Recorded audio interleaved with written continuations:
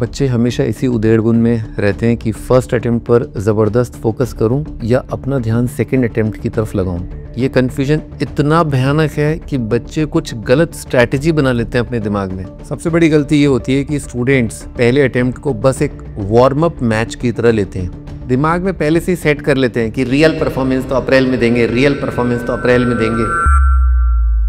पहली अटेम्प्ट में 92 परसेंटाइल आया और सत्यम टूट गया। सत्यम मेरे ही एक स्टूडेंट था, उसे लगता था कि अब उसे ड्रॉप लेना ही पड़ेगा, नहीं तो उसका आईआईटी का सपना खत्म हो गया। लेकिन असली प्रॉब्लम परसेंटाइल नहीं थी। सत्यम को पता ही नहीं था कि कौन सी जगह पर फोकस करके उसका आईआईटी का ड्रीम फुलफिल हो सकता है। देखो, फर्स्ट अटेम्प्ट हो या सेकंड अटेम्प्ट हो, इस कन्फ्यूजन में हज़ारों बच्चे हर साल अपना टॉप परफॉर्मेंस जो वो दे सकते हैं एग्ज़ाम के अंदर, उससे चूक जाते हैं। बच्चे हमेशा इसी उधेड़बुन में रहते हैं कि फर्स्ट अटेम्प्ट पर ज़बरदस्त फोकस करूं या अपना ध्यान सेकंड अटेम्प्ट की तरफ लगाऊं। बस कई अफवाहों के बीच में कि कौन सा अटेम्प्ट ज़्यादा स्कोरिंग हो सकता है, कौन सा अटेम्प्ट उनको ज़्यादा बेटर रैंक दिला सकता है, ये कन्फ्यूजन इतना भयानक है कि बच्चे कुछ गलत स्ट्रैटेजी बना लेते हैं अपने दिमाग में। और इससे क्या होता है, तुम्हारा दोनों ही अटेम्प्ट्स के अंदर रिजल्ट एवरेज ही रह जाता है, बिल्कुल जैसा सत्यम के साथ हुआ।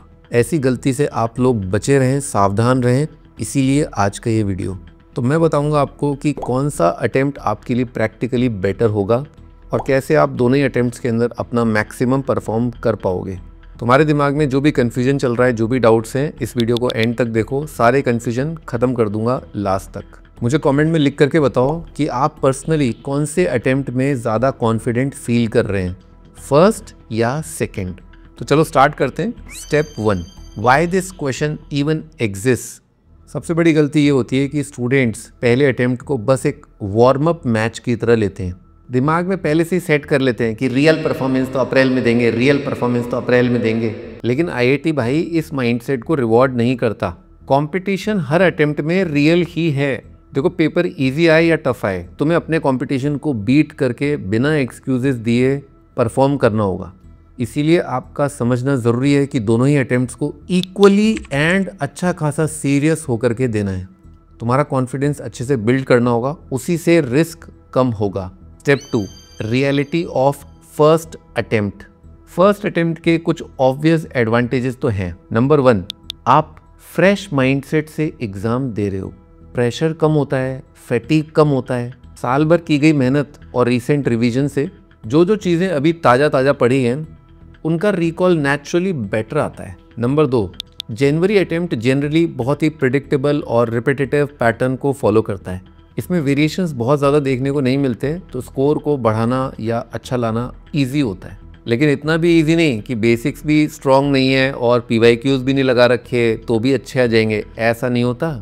बट इसका एक दूसरा पहलू भी है। कई बच्चे सिलेबस इनकम्प्लीट होने के फियर की वजह से फर्स्ट अटेम्प्ट में अंडर परफॉर्म कर जाते हैं, कॉन्फिडेंस शैटर हो जाता है और सेकंड अटेम्प्ट पे बहुत ज़्यादा प्रेशर आ जाता है परफॉर्मेंस देने का। इसीलिए मैं एडवाइस करता हूँ बच्चों को कि फर्स्ट अटेम्प्ट का तुम्हारा एम बहुत सिंपल होना चाहिए। कोई एक्सपेरिमेंटेशन नहीं, कोई रैंडम गैसवर्क नहीं, कोई पैनिक नहीं, कोई बैकलॉग नहीं। साथ ही साथ पहले अटेम्प्ट के आते आते आपकी 3 चीज़ें अच्छे से रेडी होनी चाहिए।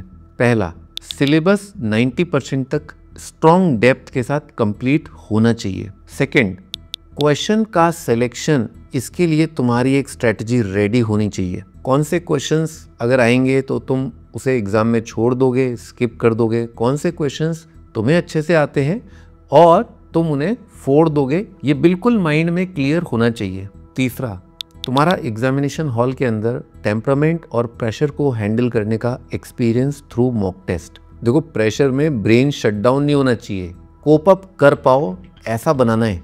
इसीलिए मैं कहता हूँ कि मॉक टेस्ट के अंदर एक्चुअल एग्जाम से कम टाइम पर क्वेश्चन सॉल्व करो और एग्जाम के लिए अभी से रेडी हो जाओ। देखो, अगर तुम फर्स्ट एग्जाम को वेल कैलकुलेटेड दोगे तो तुम्हारा स्कोर स्टेबलाइज हो जाता है और स्टेबलाइजेशन ही सेट करता है तुम्हारे सेकंड अटेम्प्ट के स्कोर का foundation. Step 3, reality of second attempt. Second attempt का एक बहुत ही खतरनाक ब्रूटल ट्रुथ है, इसमें प्रेशर हर किसी पर ज़्यादा ही होता है। आपको लगता है ये आपका लास्ट चांस है और ये लास्ट चांस का प्रेशर परफॉर्मेंस को बढ़ा भी सकता है और बर्बाद भी कर सकता है। बट इसका एक इक्वली पावरफुल एडवांटेज भी है।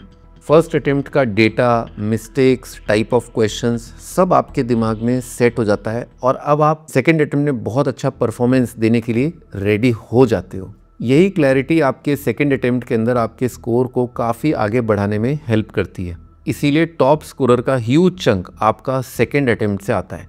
रीज़न बहुत सिंपल है, एग्ज़ाम के बारे में फेमिलियरिटी आपकी बढ़ चुकी है। दूसरा, आपको पता है कि कौन से टॉपिक्स को टारगेट करना है, कौन से टॉपिक वीक रह गए, तो आप मेहनत उसी अकॉर्डिंग करके आते हो। Step 4, where to focus. सच तो ये कि आपको दोनों अटेम्प्ट्स को इक्वली स्ट्रॉन्ग बनाना चाहिए, क्योंकि रियलिटी ये आप डिसाइड नहीं करोगे कि कौन सा अटेम्प्ट ज़्यादा स्कोरिंग होगा आपके लिए। आपके कंट्रोल में नहीं है कि पेपर ईजी आएगा या टफ आएगा। जो चीज़ आपके कंट्रोल में है वो है consistency, revision model, accuracy under pressure environment and अच्छा टेस्ट का एनालिसिस। और इन सब का रिजल्ट आपको टेस्ट के अंदर अच्छा स्कोर प्रदान करेगा। अच्छी बात यह कि आप इस चैनल से जुड़े हुए हो और आपको अच्छी गाइडेंस रेगुलरली मिल रही है। और अगर आप इस चैनल पर नए हैं तो सब्सक्राइब कर लो, ताकि आपके एग्जाम की प्रिपरेशन में कोई भी लूज एंड न छूटे।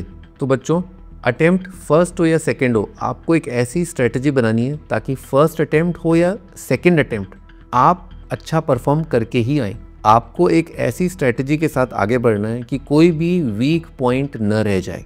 The real strategy that actually works. इसीलिए कुछ चीज़ों का अभी से ध्यान रखो। फर्स्ट अटेम्प्ट को ट्रायल नहीं ट्रीट करना है।